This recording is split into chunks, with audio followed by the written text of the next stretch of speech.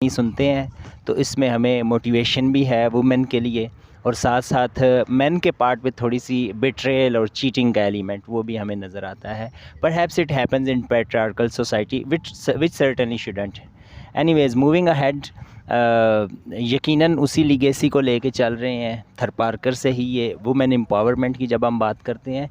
तो एक और चीज़ जो हमारे माइंड में आती है कि आपके स्पेसिफ़िक एरिया पे, जैसे आपने बताया कि गर्ल्स हॉस्टल भी वहाँ पे मौजूद है, इसके साथ साथ जो है वो वहाँ पे गर्ल्स के लिए और सहूलियात भी मौजूद हैं। क्या वहाँ के ख़वातीन के लिए कुछ लिमिटेशंस भी हैं, या मतलब जैसे यहाँ पे फ्री हैं इसी तरह से हैं? थोड़ा सा ये ज़रा डिपिक्शन कीजिएगा। तो थरपारकर का जो रीजन है, मैं ये कहूँगी कि उसमें जो है बाकी कल्चर्स से जब हम कंपेयर करते हैं तो वुमेन आर फ्रीयर। ठीक है, तो उनको जो है कुछ ट्राइब्स ऐसे हैं जहाँ पे ज़्यादा है, लेकिन मोस्ट ऑफ द टाइम्स आप देखेंगे वुमेन आर फ्री। और वो जो है उनको कोई रोक टोक नहीं होती है कि नहीं आपके अपने घरों के ही अंदर रहना है, आपने ये करना है वो करना है। It's not like that. A woman can freely move around two. उसके अलावा एजुकेशन की इतनी अच्छी सूरत हाल नहीं है जैसे कि बाकी पाकिस्तान का हाल है। तो उसको जब हम दुगना कर दें तो शायद वैसा हाल है हमारे पास। क्योंकि एक तो जो है इलाका पूरा उसमें, इवन हमारे पास बहुत सारे इलाके ऐसे हैं जहाँ पे इलेक्ट्रिसिटी नहीं है अभी तक। सो जिस गांव से मेरे पेरेंट्स ताल्लुक़ रखते हैं वहाँ पे रहते तो अब नहीं है हम, लेकिन जहाँ से ताल्लुक़ रखते हैं हम वहाँ पे हमारी बाकी फैमिली रहती है। अभी तक वहाँ पर जो है हमारे पास इलेक्ट्रिसिटी नहीं है।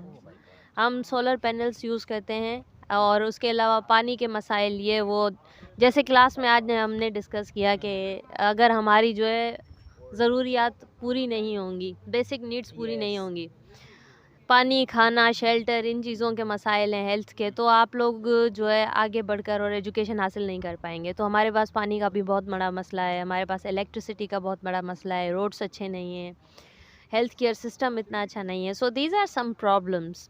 इन प्रॉब्लम्स के बावजूद भी बहुत सारे टैलेंटेड लोग हैं, ऐसे मेहनती लोग हैं जो आगे निकलते हैं और एजुकेशन हासिल करते हैं, वो आगे बढ़ते हैं। सो आई वुड से दैट। और अगर मैं अपने गांव की स्पेसिफिकली बात करूं तो हमारे एक नाना थे, दैट मीन्स मेरे नाना के वो भाई थे।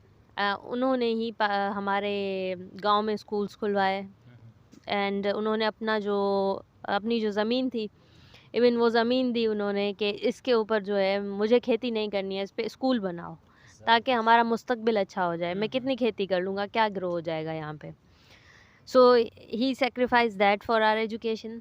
एंड उसी की वजह से आज मैं यहाँ बैठी हुई अमेरिका में। किसी ने शायद हमने सोचा भी नहीं होगा कि I would be here, but if I have this opportunity it is because of his sacrifices and all of our ancestors sacrifices. इसमें फिर मैं यूँ कहूँगा कि शायद आपके जो दादा ने जो है वो ज़मीन सेक्रीफाइस की थी ना, उसके रिज़ल्ट में जो है हम ये कह सकते हैं कि हमें जो है वो फ्रूट इस तरह से मिला है कि उनकी जो है वो पोती ग्रैंड डॉटर वो अब अमेरिका में फ्री स्कॉलरशिप पे आई हुई है। और मेरे ख्याल में उसके पैसे तो शायद नहीं पूरे हो सकते, क्योंकि सर्टनली जो एक काम किया गया है वो तो उस लेवल पे था, डेट वाज समथिंग डिफरेंट। लेकिन अब यहाँ पे एक तो इसमें कुछ ऐड करना चाहें तो वो कीजिएगा। दूसरा, अपने कोई उस एरिया की कुछ फेमस प्लेसेस और फ्रूट्स और सीजन्स, इसके हवाले से ज़रूर बताइएगा। So I would like to add something here. मेरे जो नाना थे, ठीक है, उनका नाम था सच्चल जंजी। तो जो किसी ने कहा सच्चल को कि तुम जाओ ना हज करके आओ, हज करने क्यों नहीं जाते तुम।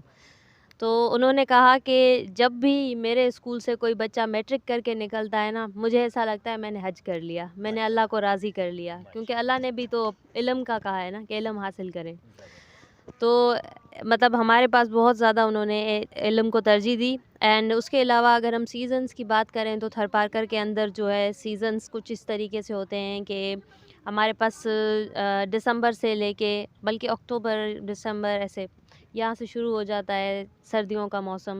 नवंबर दिसंबर जनवरी सर्दियों का मौसम चलता है, बहुत ज़्यादा सर्दी होती है। फिर फरवरी मार्च में कुछ कम होना शुरू होती है। उसके बाद जो है बहुत शिद्दत की गर्मी होती है हमारे पास। And nothing grows in that season, कुछ भी ग्रो नहीं होता उस सीज़न में।